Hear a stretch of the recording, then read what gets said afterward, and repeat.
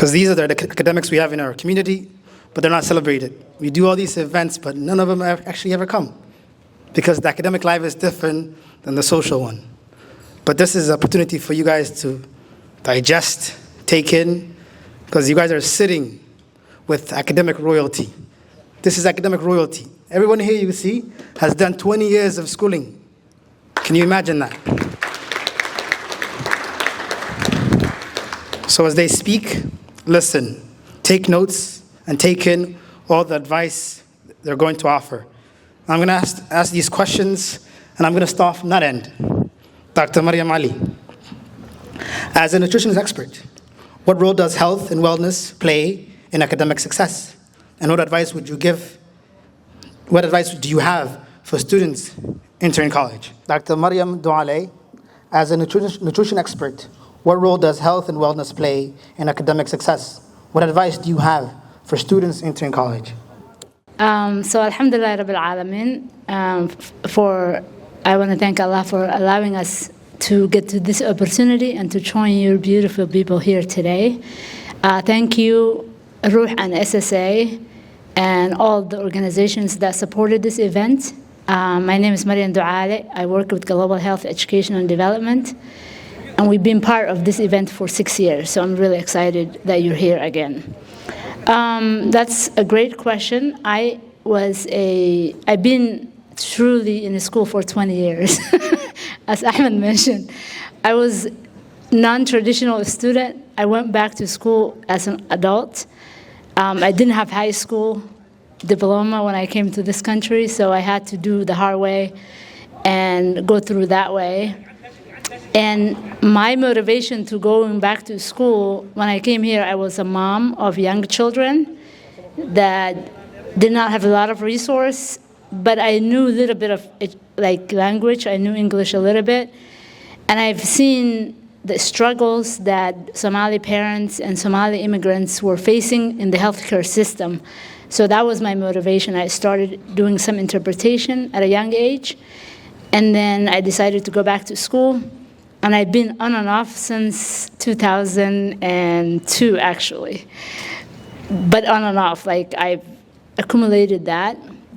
So I think the health needs motivated me. I've seen people not being able to communicate their health needs to their doctors, cannot express what their kids need, and I vowed to be a voice for those that didn't have voice. And nutrition came later on. Initially, I just went back to school. I was doing some financing, but my medical interpretation showed me that need, and then I transitioned to health sciences and got a bachelor's in nutrition and community health.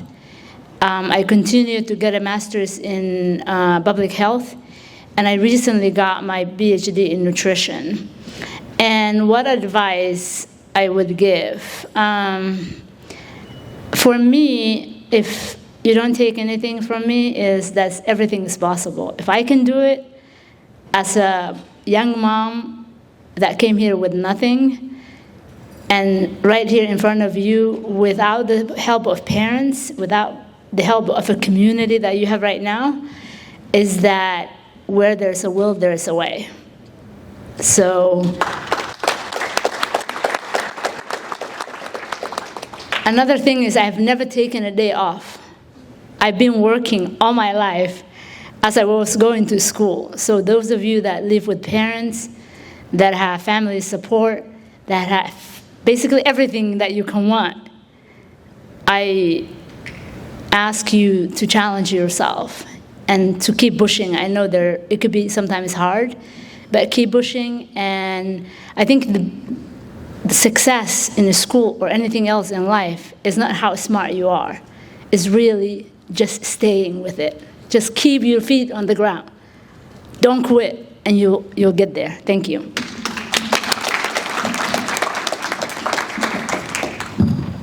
Thank you. This is for Dr. Abdulrashid Dahir. Your field is unique. How do you discover your passion for geography, and what career opportunities can students explore in this discipline? And I say that, but Dr. Abdulrashid is actually multidisciplinary, so he has a master's in engineering, so in transportation, but I'm going to ask that question regarding his PhD program. Thank you. I think Marian has provided a very good overview of what it means to pursue higher education, to go to graduate school. That's, I think, it's a very strong passion. So in my case, I think I have a PhD in geography, but somehow I consider myself an interdisciplinary researcher. I blend, multiple fields of studies. I have a background in civil engineering. I got my PhD in civil engineering and master's degree in transportation engineering, and now I got my PhD in geography. Basically, doing PhD in geography might sound odd to people because, like, when I applied for a PhD in geography, there were many questions from the faculty at The Ohio State University, and they asked me, well, you have a degree in engineering and you have master's degree in how can you assure us that you will succeed in a PhD program? That was a very difficult question to answer, but it was easy also to answer. The answer is basically everything you see today, everything. You look at roads, you look at buildings, you look at hospitals, everything has a spatial dimension. That means you have latitude and longitude, right? You need to locate everything on the earth. And that means that's what geography is. So most of you are familiar with geographic information system. So if you study geography, you can be, for example, medical geographer. You can work in a medical field. You can work for the Minister of Health or the Health Department. You can, for example, the kind of work you can do includes, for example, calculating access to health centers in Ohio or in Somalia. So you wanted to know how many people have access to hospitals within 5 miles, how many people have access to a health center within 2 miles, or how long will it take for someone to, commute to a hospital. So it's basically calculating those opportunities so you can work as a medical geographer in that field.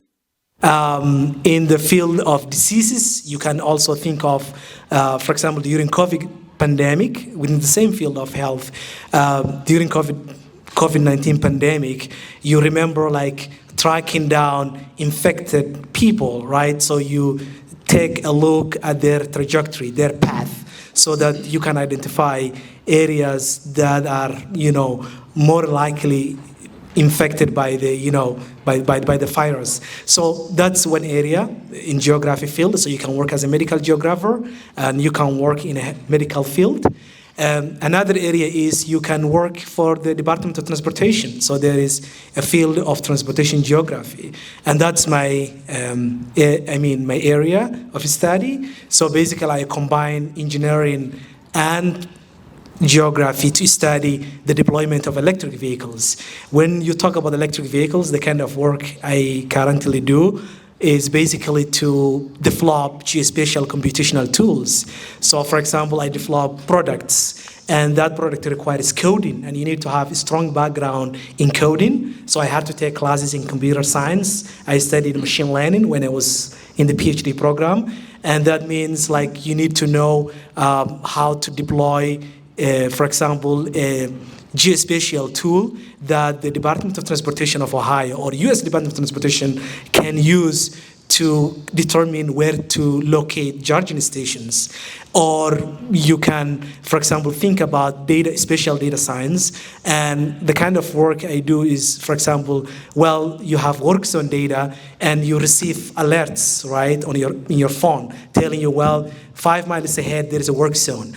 That means you need to exactly locate the work zone area and then alert the driver in advance and tell them right lane is closed, and that involves geographic computation.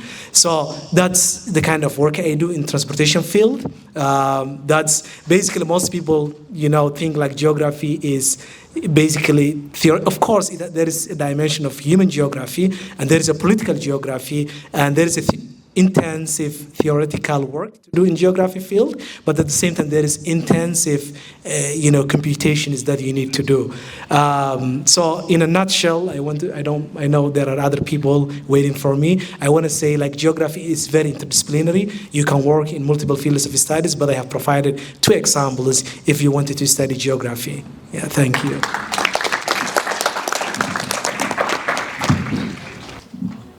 This question is to Dr. Abubakar Sane. Strong communication is valuable in every profession. How has your communication contributed to your success, and what advice do you have for students developing this skill? Bismillahirrahmanirrahim. Assalamu alaikum wa barakatuh. My name is Dr. Abubakar Sane again, and I thank also organizers for this event. This is my first time of being here for this event, and I appreciate the young people who are here today or tonight or this evening, who are really get advantage from our experiences as we contribute. Maybe you have also experienced as well, but we add some thoughts maybe about what we went through as well as scholars, maybe or as academics. So I'm similar to my brother Abdul Rashid.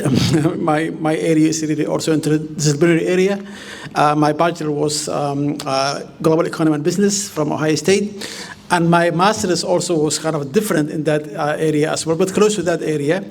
I did my master's in African studies and also with the emphasis of international development studies, or what was called IDS. I did that because for the reason that I was trying to go back to Somalia and maybe work there, because as you know, development studies is part mainly of, third world or global south is where interests are coming from in that area. And I went to my PhD in 2020 in OU, Ohio University. And communication was really also my option here in this case. And why I chose communication, and that's really maybe another big question that I was asking myself also as well. Communication is kind of also maybe, as you know, as you see, it goes everywhere. It can be, you can do communication with anything that you want to do. My focus nowadays is even as I did my PhD, my study or my PhD thesis or dissertation was how Somali immigrants communicate, and also how that communication helps in terms of their political integration in this country, in the U.S. especially. I was focusing on the U.S., especially Somali immigrants, how they communicate, how they integrate politically in this country. So kind of political science, sociology, communication, all these are coming together in this field of communication. And that's what I think one of the reasons that I chose to do. Even you can do communication in peace building. As we know, now maybe need for peace in our countries, especially in Somalia. How communication can help people to really reconcile and come together as a nation or as a people is another element also that you can emphasize. How communications, how people communicate, or how development partners communicate in terms of when drought happens, when something calamity happens in the country, how they communicate, how they coordinate with each other is also another important element that comes under communication as well. So communication, as I said, it's kind of multiple areas. It can fit in multiple disciplines. In this case, now, as I said, sociology, political science. Any aspect of that we need as societies. So my advice, and maybe what I can add, maybe what my sister Dr. Marian and Dr. Abshir said. Number one, you need to know what you want to do. That's very important. So you are the one who is responsible for your life, for your academic goals. So make sure that you have something in mind that you want to do for your life. So ask yourself what I want to do for my life. And that could be also in the early on. I think earlier my brother was talking about time. Time is very important. Time is essence. So if you're not putting time of yourself and making your time more kind of, beneficiary for you, that would be lost time. And the sooner that we can really get that idea right, the better for us to build our future and our career as we need to develop as a human being. So that's number one. And that persistence is very important also because, there is a drive that you have, something that pushes you to do something. And that drive is important also as you need to really develop in your career or in your future area. And secondly, and thirdly, my sister also alluded this before me. I came in the U.S. by myself. I was only by myself, a single person. Refugee, came from Somalia 20 years ago, or 20 plus years ago. And I went through ESL, Columbus State, and then after that I transferred to Ohio State. And then bachelor, master's, PhD. That was really my journey as individual. But you are very blessed because you have your families, because you have your siblings with you. You are not alone. You have some support, even community support that you have. Those are really part of also what you can use for your own success. What we went through as myself and my sister Marian, or maybe even Abdul Rashid, was difficult. Was a journey that was really we were really lonely in this case, in that situation of our journey for education or academic achievements. So use those also as you have resources that you have, or sources that you have to use for your own benefit as well. And also, my experience as OU student, Ohio University, about 1 hour and few minutes ago from Columbus, away from Columbus here. I just owe you Athens, Ohio, because, as you know, city of Columbus is kind of overcrowded. There are a lot of maybe noises, a lot of disruptions, maybe disturbances that you may see. So if you want to also focus, small towns are very important to really have that kind of home and library and classroom only, without any distractions that you may have from your colleague, maybe from your city, maybe people that you are living in. So that's also another option if you want to focus on your study. Even Ohio State has other branches in Newark, maybe Marysville, maybe. Those small towns are also important if you want to really focus on your academics. So that's my addition to this. Thank you.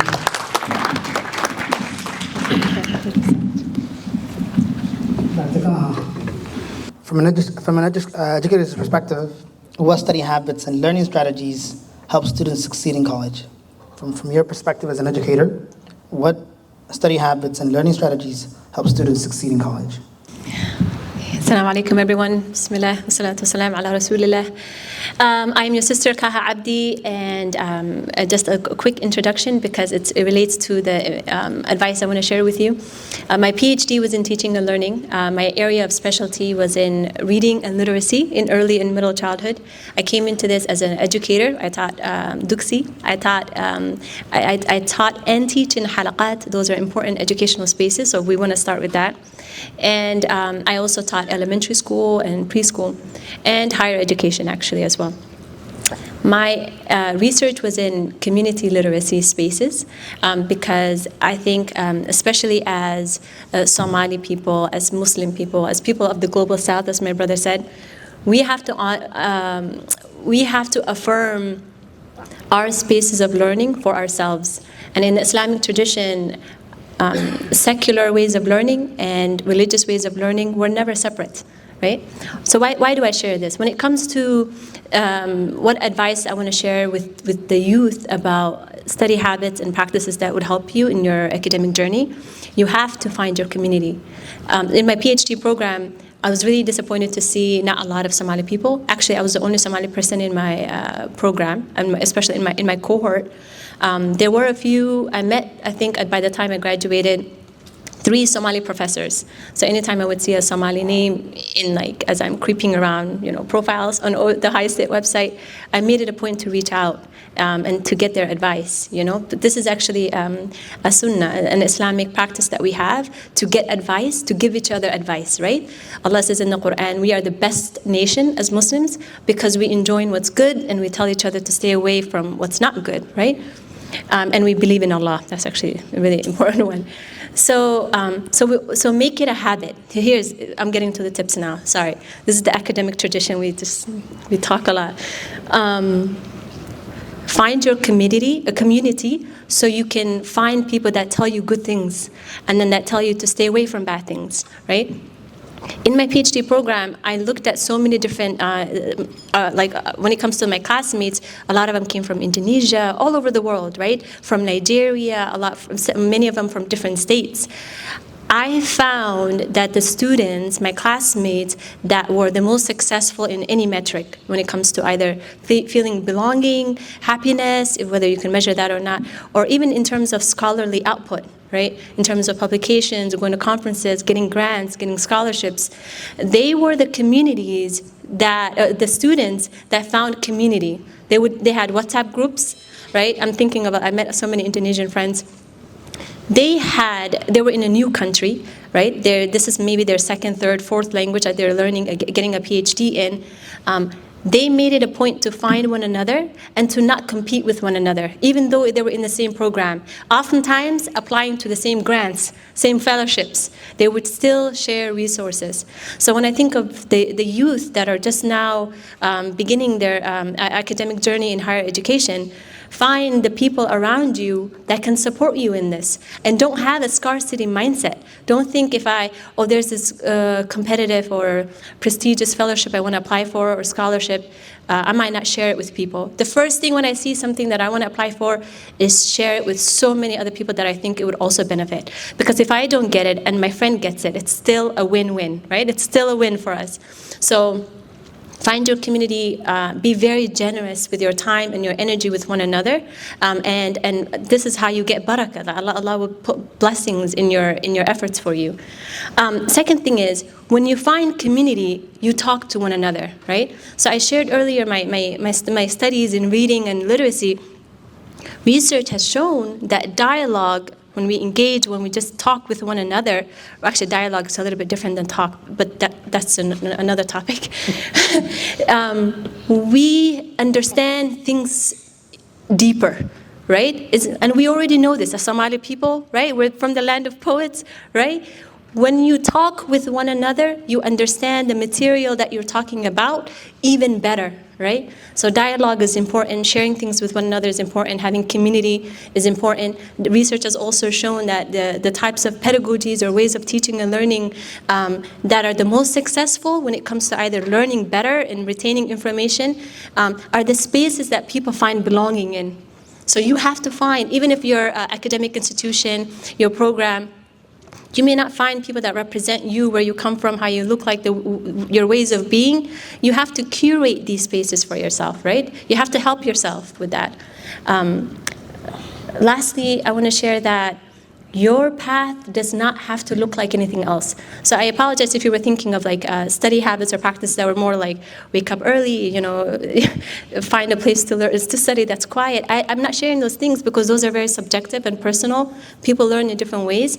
But these things I'm telling you have so many scholars from different disciplines have learned that dialogue is important, community is important. These sound so basic, but we've known this about humans. We're social beings, right? From my lived experience, I want to share that and I'm especially learning from my esteemed colleagues here, mashallah, with their stories, your path does not have to look like anyone else. You're not in competition, with your peers or anyone else. You're only trying to better yourself. So my path to education was a lot different from my peers. And it doesn't matter because the whole point is when you have your why are you doing this, right? That's all that matters. You're just becoming a better person at each step of the way. So inshallah, I hope you find some benefit from what I said. Jazakallah khairan. Dr. Maryam Ali, healthcare isn't only about treating patients. Can you explain the importance of healthcare administration and the leadership opportunities available in this field? Thank you. Yeah. Assalamu alaikum, everyone. My name is Maryam Ali, and as everyone has shared their path, when it comes to health, or why am I even in this path or in this field, I would say healthcare administration, at least specifically for me, was when it comes to policy. I really, just from different experiences and different spaces that I've been at, I wanted to be the one making the rules, contributing when it comes to policy. So I wanted to be at the table where decisions are being made. And that's how I came through this healthcare administration. And just to share a little bit about what I did with my dissertation and why I'm pursuing this, or I did pursue it, is the first job experience that I had was working at the city. So working closely with parenting individuals, the Somali community specifically, as they're navigating resources, learning about the new environment. And a lot of times I would educate, like, there's this resource that exists, there's this opportunity, or there's this thing that you guys need to know about. And a lot of times the information didn't feel like it was representative of them, it couldn't appeal to them, or when I'm sharing data on that information, I couldn't be able to share. They're not seeing necessarily themselves in the data. So their experiences were not being captured. So I was like, I want to do that. I want to be able to interview, share their experiences, and be able to make changes through their experiences. So they're having a good experience, how do we highlight that? They're having a bad experience with this provider, with that provider, with this organization. How do we note it to make sure that we can make it better? So healthcare administrations allow that flexibility. You're able to work with different organizations, specifically within the healthcare department, hospitals, clinics, but it's a lot of management, a lot of policy. So if you want to take a step back and through the lens of making policy so that you're able to prevent things, and I would choose that path. I know I'm like all over the place. But I just wanted to share that is how I end up in public health, because I want to make the rules.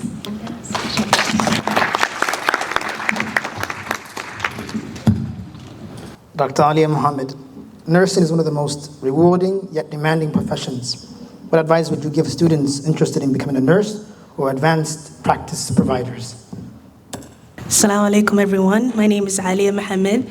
I am a nurse practitioner, and I recently finished my doctoral degree at Ohio State. So nursing is a very demanding job, as many of you already know, but it is a very rewarding job as well. You get to take care of patients, take care of people at their worst moment, and you make that difference for the person. Somebody comes in the hospital and that is their worst day, but here you are just clocking in and it's just a normal day for you. And just making that difference for them, I'm gonna talk about our people, especially with the Somali community.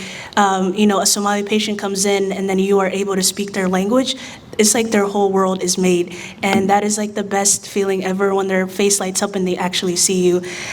So I think in terms of, going into nursing, a lot of people believe that nursing is at the bedside, or it's only a very narrow career path. But if you are into technology, you can be in nursing informatics. If you want to be a nurse practitioner, you can do that. If you want to be, help with the policies, you can be a nurse policy advocator. You can be in nursing law. So there's a lot of avenues and a lot of places you can go with nursing and kind of grow. And I think, we always talk about nursing as being burned out. I kind of want to debunk that a little bit today, because of, if you take care of yourself just as much as you take care of others and you pour into yourself, at the end of the day, you will be, you're going to enjoy your job and also have that, that pleasure of helping others and also taking care of yourself. And, a lot of people do ask, why do everyone go into nursing? And I think a lot of us, we say that it takes a village to raise a child. I think it also takes a village to kind of get through school and do all the things that you want to accomplish. And I think nursing becomes one of those most rewarding jobs that people want to go into.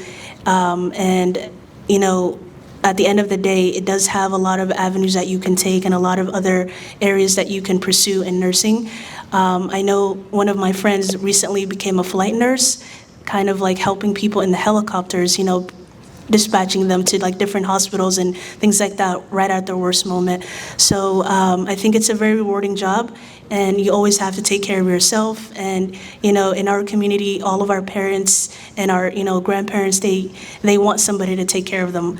They call them the baby boomers or things like that. But so it is a very rewarding job at the end of the day. And I think a lot of people are understanding that nursing isn't just a narrow window, and it has a lot of different avenues and options that you can go through. Thank you. Thank you. Dr. Idris Ibrahim, what inspired you to become a dentist? What should students know if they're interested in pursuing dentistry? So your inspiration in dentistry and what they should know if they want to go into this field. Assalamu alaikum. Before I start, actually, Ruh was, this organization existed for 6 years. Then before that, it was with Dr. Jabril and multiple years beforehand. So I feel like if you guys come to this event every year, you'll see the growth of the Somali community. I remember when I first started, we didn't have a lot of PhD people. It was mostly just like, bachelor's, master. I mean, there's nothing wrong with that, but just as we keep going in, the Somali community keeps, mashallah, expanding. Like, doctor in communication, nutrition. There's another guy, entomology, entomology. There's so many fields that I never heard of. It's just being opened up to me, So mashallah, I just wanted to give you guys a really great job on this. But dentistry, I feel like sitting here, mashallah, I have a lot of heavy hitters next to me, mashallah, because I feel like for when you're doing a PhD, I'm passionate about dentistry, but it's just straight, clear cut. It's just, you go to dental school, you graduate. But for different, PhDs, you have to defend your thesis and all that. I feel like dentistry is a little bit different. But yeah, so my name is Idris Ibrahim. I graduated from Ohio State College of Dentistry 2025. What made me, Dr. Idris Ibrahim, what made me kind of go into the dental field was basically, medicine is always passion to me. My mom was a midwife back home, my sisters were NPs, and I always wanted to give back. I feel like dentistry, there's just so much in the Somali community. Not a lot of people know about it. People are all al-kabrata, but there's more.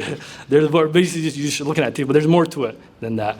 And one thing I really like about dentistry is you could see a patient right then and there that's in pain, that couldn't sleep the past couple of nights, to have dental anxiety, and just with a couple small words, just easing their anxiety, you're able to take care of their solution or their issues right then and there. So I think that's what led me to dentistry. But I think the most important thing, whatever field you pick, is just surrounding yourself with someone that's a little bit ahead of you. Because the more you're around it and the more you're in that, the other doctor said, the more you're in that dialogue and just talk to people, you envision yourself in there. So I think that's what made me pick dentistry, honestly, just giving back to my community and able to make a change.